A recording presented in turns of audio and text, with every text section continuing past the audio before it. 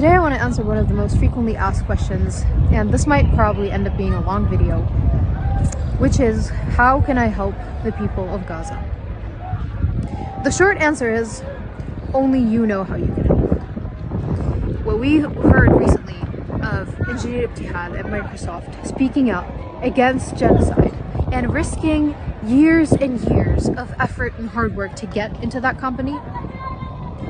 As someone from Gaza, it's something that makes me really, really happy to hear that the world is finally moving and there are people out there who are risking everything. Not just her, but a lot of people out there are actually risking everything for this cause. But as Shayma, it honestly makes me really scared. And the reason for that is, I question myself. What if Shayma could be doing more? What if Shayma could be risking? Because in the end, we're all going to stand in front of Allah subhanahu wa ta'ala on the Day of Judgment after this life journey that is pathetic, that is short, that is going to end, and death is more real than ever, especially here in Gaza, as we lived through the genocide and we saw how easy it was for someone to die. I mean, it is as easy for anyone to die anywhere in the world, because wherever you're born, whether you're in Gaza, you're in New York City, in whatever country across the world, you're likely to die, as likely to die as anyone in the world. And the moment you are born, your lifespan is set. Nothing is ever going to make you live 1 second more or less. So when I see these videos and I remember that I'm going to stand in front of Allah subhanahu wa ta'ala and He's going to ask me, and He knows that I know. He knows that I know what I can do. And I know what I can do.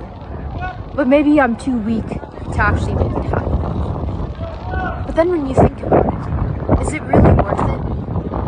This pathetic life that we're living, and you know, the moment that we're going to leave this life, which is supposed to be the sweetest moment of our existence. It is supposed to be. Death is always a thought that we always think about, and it's like the grim thought, something that we try to avoid thinking about, when in fact we should be working like crazy every day to prepare for that moment. Every deed we do is going to be our companion in that grave, that we're going to spend far longer time than the time we spend in this pathetic short life.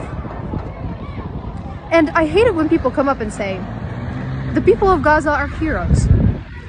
They're the chosen ones.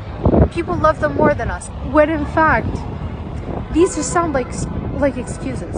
It's like you're saying, oh, the people of Gaza have been put into this dust so they are able to bear it, when in fact, you don't realize that actually maybe the test of the people in Gaza is actually way, way easier than the test you are being put in.